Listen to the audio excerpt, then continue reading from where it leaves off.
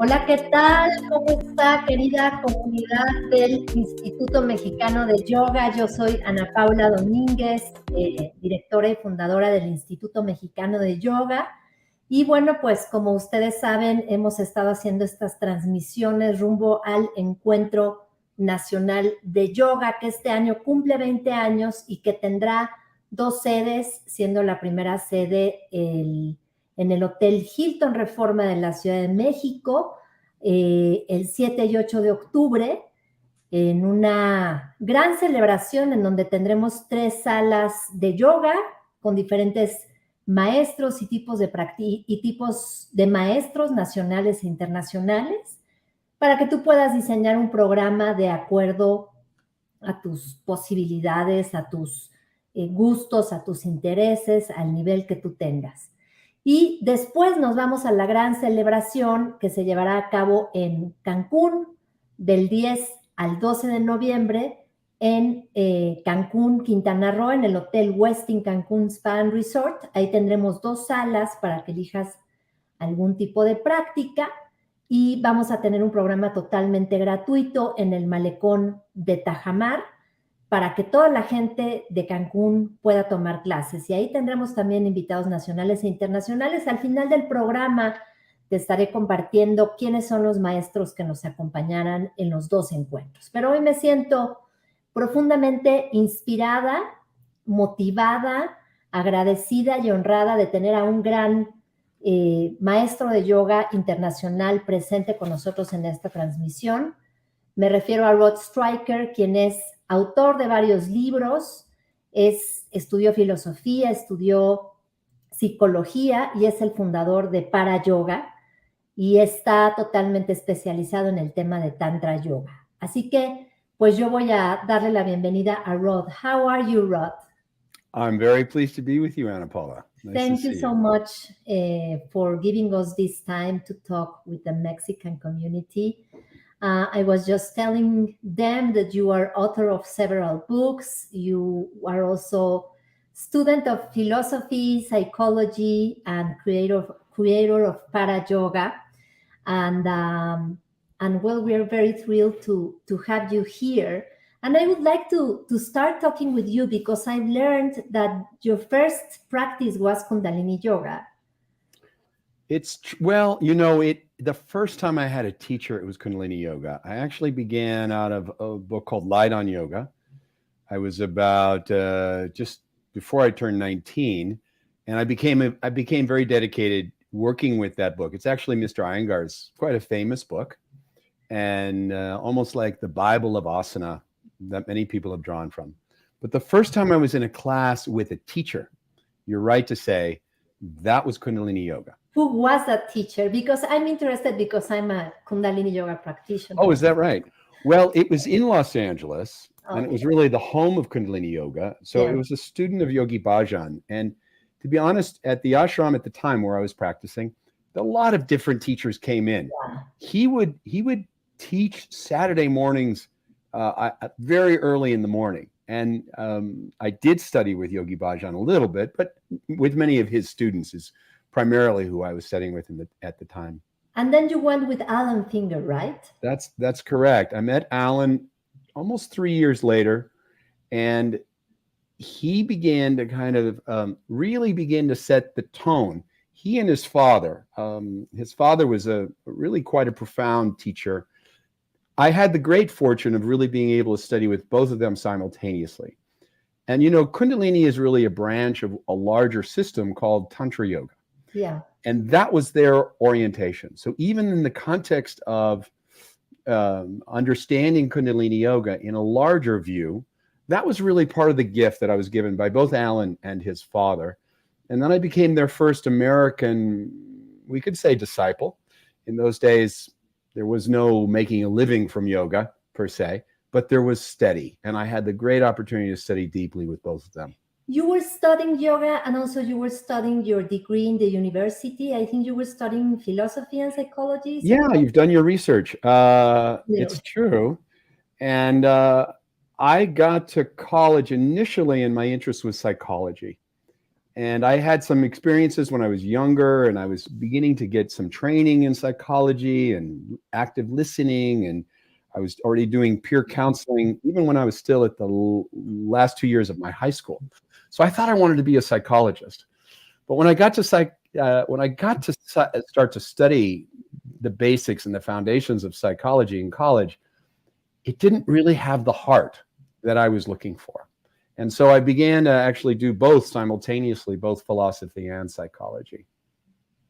Wow, that's amazing, Rod. And so finally, you get. I was just listening in an interview that you did a 4 hours and a half of Ashtanga yoga, but asana was not really your thing, no? With Richard Freeman. It's boy, as I said, you've done your research. Yeah, that was a particular adventure. The truth is that Alan and his father made the emphasis that while we could use asana to move into meditation or toward pranayama and meditation, that really it was meditation that unlocked the full understanding of who we are potentially. In essence, our senses, our mind and our five senses see only a small part of life, and even when I look in the mirror, when any of us look in a mirror, we are seeing a part of ourselves, but we're not seeing the totality. And meditation unlocks that capacity. And they also began to show me, in essence, how we could activate asana and yoga in a more energetic way, oriented to prana, such that the gateway to the soul or spirit is from the body to the mind to prana to soul. And it ultimately can be a seamless stream that connects those things. And in the same way that people get so much pleasure from doing asana and so much meaning from it, we actually can even extend that out to being able not just to touch our bodies effectively, but to touch the force that sustains us, the life force, and then ultimately to taste our spirit. And so really it was meditation. And then in the mid 90s, mid to late 90s, we, especially on the West Coast, it was kind of the hotbed of where yoga was starting to explode. We all began to pollinate our ideas together. And Richard was one of the leading teachers on Ashtanga yoga. And he, would later become a friend and someone I really respect as a colleague.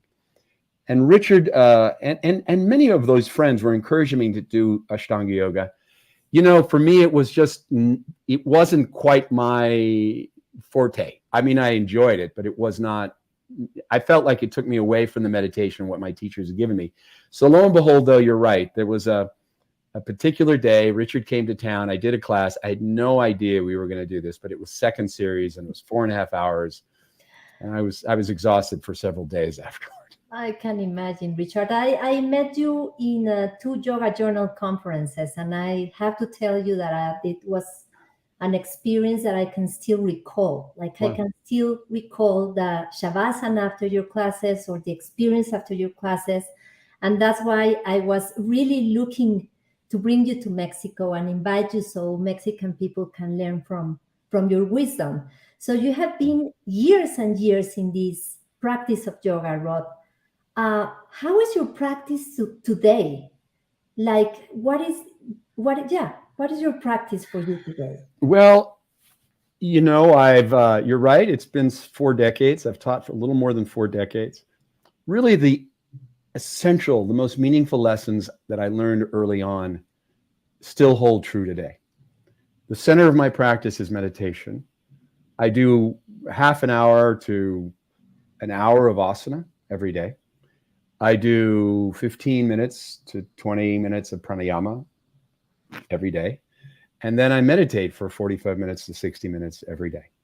And my asana is less athletic than it used to be. But I still value it so much. The body teaches us, like the body is this first mirror. We get to see, how did I process yesterday? How did I process the day before? And by interfacing with our body and our breath, we get so much helpful feedback about how we can be more present. But what I learned and what I've since tried to pass on to my students is how we take that, how we take the wisdom of asana and make it actually a form of shifting, not just our body, not just our minds, but shifting our energy. And that's kind of the magic of Tantra Yoga. So in a sense, my practice has not changed that much, other than I'm not really looking to master any more asanas. You know, I'm still practicing. Doing handstand in the middle of the room with my feet on the top of my head is just less important than it was when I was in my 20s and 30s. And so, but the grace and the gift of practice is still as alive as it's ever been for me. Wow, that's amazing. I would really love if you can explain a little bit about what is Tantra. I'm sure that a lot of people ask you this, but usually we know that people relate Tantra with the left-handed Tantra traditions, no? Sometimes, or they don't really know. So maybe if you can enlighten us a little bit on the topic so people can learn. Yeah, and you're actually even using it shows that you have some knowledge about the subject. To describe it as left-handed and right-handed Tantra, you're right. I mean, the short version of really what you're describing, just to be very direct, is there's a branch, a tiny, tiny branch, but it's part of Tantra that deals with this sexuality and spiritual practices. That comes under the heading of left-handed Tantra, if you will, which refers to unorthodox practices that were not accepted as normative in society, normative by the priests and the higher castes of within the Vedic tradition. But Tantra is a movement that does, in fact, have deeply yogic and you'll say this right-handed path, which is indeed accepted by the orthodoxy. And it's a way where, in essence, we're looking at how to ultimately transform what appears to be a separation between our spiritual life and our worldly life. It always seems like there is this distinction. And it's one of the challenges we face. All of us feel like, at some level, perhaps we've gotten a taste in yoga, relaxation, prayer, meditation, that a part of our nature is complete and whole, at peace, ever spontaneous, loving, kind. But then we go into the world, and we don't necessarily have those feelings. So if you will, the tantrics wanted to figure out how to bridge those two things, so there wasn't such a distinction. And what they began to really help us with is map the system and map the steps to unlocking how do we do methodology that changes our awareness such that we can make that connection. And furthermore, they looked at how our body was literally considered to be a temple. And that more specifically, that there is no energy in our body that's not in the universe. There's no energy in the universe that's not in our body. And that if we understand how, we can begin to reweave the way the energy landscape in our body is shaped. And as a result, we can begin to have or move toward having a more complete version or view of ourself and the world. And so it also was a kind of movement that happened at its apex around the 9th century, 10th, 11th, 12th, even 13th century in modern times after Christ, and where the yogis actually began to fully develop and explain the phenomenon of hatha yoga. So what not a lot of people understand is that hatha yoga is actually a tantric tradition. If we look at classical yoga, you don't get a lot of information about how to do asana. Nothing about chakras or meridians or the science of the breath, the balancing of left and right, the ha and the ta, the active and the restive, and how these things, when they come together, allow us to feel the greatest sense of harmony. That's actually explained in the tantric texts.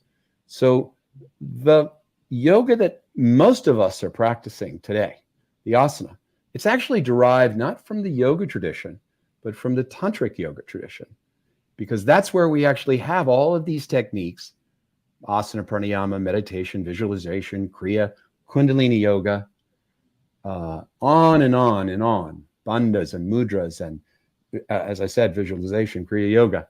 All of these things are part of the tantric legacy. And so to study Tantra is to understand the full flowering of yoga. Oh, wow, that's amazing. And I'm so thrilled that people get to study with you in Mexico City very, very, very soon, Rod. Have you been before to Mexico? I have been to Mexico many times, but never Mexico City. And I have quite a bit of excitement. I would like to actually be spending more time there, but I'm thrilled I'm going to be there for the conference. That's exciting. Can you tell us what your classes are going to be about? You have one class called Tantra Kundalini Vinyasa, the power of yoga. And the second one is Tantra, the flowering of yoga. Beautiful. So the first class in particular, so, Kundalini, there are many understandings of Kundalini, et cetera. But one of the things that we'll simply say is that, the way to understand Kundalini is that all of us are at least somewhat aware. And we can be aware of our breath. We can be aware of our body. We can be aware of our environment. But what we are not aware of, and there's a great deal that we're not aware of. In fact, there's more that we are unaware of than aware of. What we're unaware of is Kundalini. In other words, our goal is to transform, is to expand what we're aware of. And as we expand our awareness, we're literally waking up the Kundalini. We're beginning to wake up to what's unknown, whether it's internal or external. And as I started to say earlier, in the tantric methodology, they began to recognize that there was a method to that awakening, that you could actually accelerate using the breath, using asana, using intentionality and bandhas and mudras. You could use all of these things. By the way, they're not necessarily complicated, to enliven that experience, to give us access into all that we don't know. So this idea of, I'm going to try in this one class, the Kundalini class, for example, to demystify it a little bit, but to really provide an experience for people who are accustomed to asana, to get an understanding of what elements can we bring to our asana so that it enlivens our Kundalini, so that it makes us more fully conscious and unlocks our potential.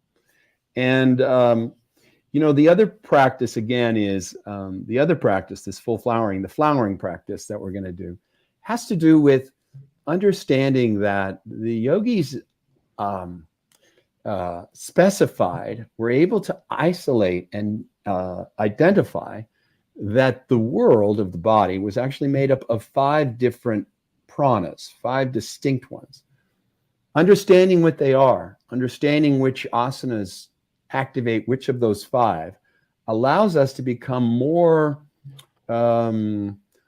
precise, if you will, or really to identify or to practice in a way that is more deliberate. Ultimately, when we have all 5, when we've moved and activated all 5 forces, that's when it gives us this vision of ourselves that is the fullest version of ourselves, the most enlivened version of ourselves, really that which unlocks wisdom and kindness and love and well-being. So it allows us to thrive. That's great, Rod. We have these, I'm so excited of these 2 classes. They're going to be amazing. And Thank you, Paula. when I listened to you, I was thinking, we have all this idea that if you awaken your Kundalini, you will get enlightened. No, it's like, and then what does enlightenment mean, really? No, because sometimes you think, oh, I'm going to be like floating and I'm going to, and or explode or go out the top of my head, or being like all the colors and the chakras. And what is your vision about this, really, like the meaning of Kundalini and enlightenment? I think that if I really wanted to describe it in the easiest way, I would simply say that Kundalini, the more Kundalini is awake, the less fear we have, and the more joy we have, and the more capable we are. That's really the simplest. Those three things. We become more capable, more spontaneous, more adventurous. Our lives become bigger. And clearly, you know, it's hard no one really wants to acknowledge that we have fear. It's not the favorite thing to do, but you know, it's part of really fundamentally having a body. There will always be fear. Even if we think we don't have fear, at a deep level, we do. And fear can either, in a very powerful way or in a more subtle way, inhibit our freedom, inhibit what we do, how we feel about ourselves, how we see and relate to other people. Fear very much, the degree to which we're afraid, influences our behavior. And so as Kundalini becomes more awake, or as, you know, right to the heart of your question, as we become more enlightened, we become less fearful. You know, and Paula, one of the things I find myself saying these days, particularly these days, and more in the last 10 years, we shouldn't wait for the world to be perfect, to be happy. It's not going to happen in my lifetime. So the key is, how do I find more happiness and stability in a world that may not be stable? And that's what enlightenment is. It's not the absence of conflict. It's moving through conflict with ease and more freedom, more self-acceptance, more love, and more discernment about how do we bring a better part of ourselves to the world? You know, how are we the change that we want to see in the world? And that would be my answer to the question of, thank you. What does enlightenment look like? That's a beautiful answer, Rod. And if you would need, this is my last question. If you would need to define yoga in your own words, how would you define it? How many words do I get? 10? No, whatever you want. Okay. You know, now I'll lean into the tradition. Yoga is the state of the essential self knowing itself. Wow. It's that. That's really what it is. And we should just be clear. So this is a little add-on to the 10 words. In short, there's yoga, the practice, and there's yoga, the state. Now, we may do the practice that is called yoga, but not actually get to the state of yoga. The state of yoga is resting, the essential self, resting in its own self. And there it knows itself. And that's really what it is to create a clarity of perception so that we remember who and what we really are. Thanks so much. Rod, thanks so much. I'm truly grateful for your time, for inspiring us this day. And we are waiting for you with open arms in Mexico City. And see you very, very, very soon, Rod. Ana Paula, thank you so much. Thank you for your questions. And it's been wonderful talking with you. Thank you. The same to you. And we'll get to take you some magical place in Mexico City. Fantastic. Fantastic. Which is the place that you would really like to go, and we will find a spot to take you. Okay. Sounds great. I love it. Okay. Thank you. Thank you so much. Thank you. Chao, chao. Chao. Bueno, y pues vamos a continuar. Voy a seguirles platicando un poquito. Si le quieres, if you don't feel like listening to the rest, don't worry, Rod. I will talk a little bit about what is going on in the Encuentro. So, Fer, si me puedes poner, por favor, estoy feliz y emocionada de esta conferencia que hice con Rod. Si me puedes poner, por favor, las láminas de lo que va a pasar en la Ciudad de México en este encuentro de yoga que se va a llevar a cabo 7 y 8 de octubre en el Hotel Hilton Reforma de la Ciudad de México. Y vamos a tener a los siguientes maestros en las diferentes salas. Tenemos una sala Yin by San Pablo Natural, que tiene un tono mucho más suave.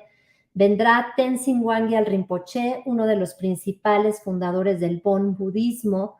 Tendremos a Gustavo Ponce desde Chile hablando de yoga hormonal, Brigitte Longueville, quien dará la clase de Yin Yoga, Rosemary Atri con vitalidad somática, Ñaña Dakini con el tema de las 7 puertas para la felicidad. Yo daré una clase de Kundalini Yoga para apreciar la vida. Wojtek Kluczynski guiará una meditación. Tendremos el sábado en la noche un kirtan guiado por Ana Prana, Eric Colibri, Jagadambika y Caro Pérez de Atma Yoga. Y terminaremos la ceremonia el domingo con una ceremonia de cacao delicioso para estar todos juntos cerrando nuestra intención con Luis Hilario Arévalo Yejekatsin. En la sala Yang by Bebbia tendremos también a grandes maestros como Rod Stryker, estará Alex Schutz, Amado Cavazos, quien guiará la primera serie de Ashtanga Yoga, Alex Quillono y Consuelo Ordaz, que darán una clase también muy linda para liberar el alma. Emma Juárez hablará sobre hidratación, Luis Chomboy y Diego Velasco darán la clase de Iyengar Yoga y Mindfulness, Adriana Leal guiará una meditación con cuencos, Liz Álvarez y Palmira Soberón también van a dar una clase de vinyasa, y Andrea Borbolla y Vilma Saldate darán la clase de técnicas para reducir la ansiedad. Por otro lado, en la sala Vallisdín, Love Your Skin, tendremos la clase con Almendra García, quien viene desde Tampico, Kundalini Yoga y el Fuego Interior, Ann Moxie, Alejandra Quintero, Bego Suárez y Elin Barrón, que van a dar una práctica de cómo hacer tu práctica de yoga para llegar a la meditación. Frida Solís, que va a dar una clase junto con Marisol González Ficachi y Sofía de Palacio de las olas de Vinyasa. Jimena Martín, los fundamentos de Hatha Yoga. Marcos Hassan, el mantra de Tadasana. Roxana Castaños, una meditación. Salatiel Rosas hablará sobre hidratación de la piel. Y Sergio Arana y Yamile, que también darán una clase en conjunto. Esto es en Ciudad de México. Ahorita tenemos una promoción especial. Si pasas a la página encuentrodeyoga.com, además de este precio de promoción válido hasta el 30 de septiembre, tenemos una promoción especial que puedes ver en la página encuentrodeyoga.com por 24 horas. En Cancún, del 10 al 12 de noviembre, celebramos los 20 años del Encuentro de Yoga presentado por Cancún con un evento público y un evento privado, previo registro. En el evento previo registro vamos a tener a todos estos maestros acompañándonos en los eventos. David Kyle, que es uno de los principales promotores y maestros del Rocket Yoga. Michael Gannon, que viene desde Playa del Carmen, él es de Estados Unidos, pero bueno, da unas clases espectaculares. Marius Nazar desde la Ciudad de México. Nuevamente Marcos Hassan estará en Cancún presentando el mantra de Tadasana. Arun, Ashtanga Yoga. Vamos a tener a MC Yogi y DJ Dress, que son magníficos maestros que van a dar un concierto con música en vivo y una clase con música en vivo. Michael Stewart también va a estar con nosotros. En fin, la verdad es que por ahí está Morania, que viene de Playa del Carmen, tiene una ashram divino que se llama Casa Nanda en Playa del Carmen. Ana Guado, que tiene también una escuela en Cancún que se llama Yoga 212. Davinia Cebes, nuestra representante desde Mérida. Akenara de la Ciudad de México. Jorge Narvir también desde la Ciudad de México, una clase que no se pueden perder. Tendremos clases para yoga en familia en el Malecón con Jimena Patiño, pero desde Tulum estará Itzel Olvera, también ella da clases todo el tiempo como maestra residente en Holística Tulum. Mariel Chapoy, quien tiene una escuela preciosa que se llama Copo Yoga.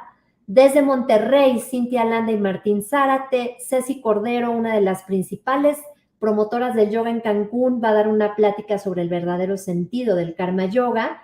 Vamos a tener también a René Nájera con un concierto de Medicine of Sound, a Loisha Barreiro con un concierto espectacular de música prehispánica, Narayani desde Riviera Nayarit, y Liliana Mejía, también directora de la escuela Renacer. También tenemos precios especiales. Si entras ahorita a la página encuentrodeyoga.com, verás que hay una promoción por 24 horas a la que puedes acceder con un descuento adicional al precio que tenemos actualmente.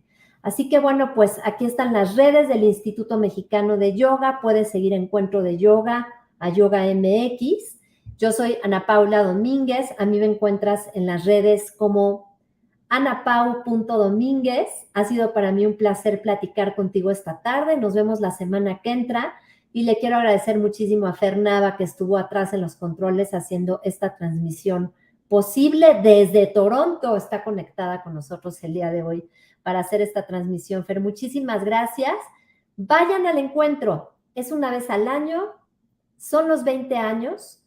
Tu vida va a ser un antes y un después. Después nos gastamos el dinero en una comida, en 2 comidas, en tantas tonterías que realmente no nos aportan a nuestro desarrollo personal.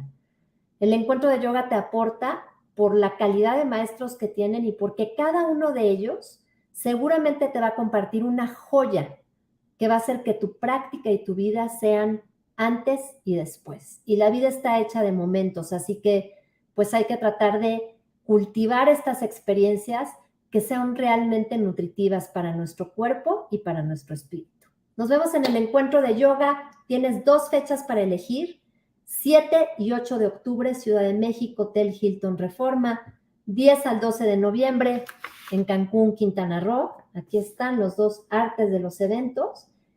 Que no tengo dinero, no te preocupes. En Cancún, en Ciudad de México, vamos a tener una sala totalmente gratuita dentro del área de Expo Yoga, con diferentes pláticas donde estará Javier Bautista, Nirdosh Kora y varios maestros más para que te acerques al área de exposición donde habrá más de 20 expositores y habrá música, meditación y pláticas, y esto es totalmente gratuito.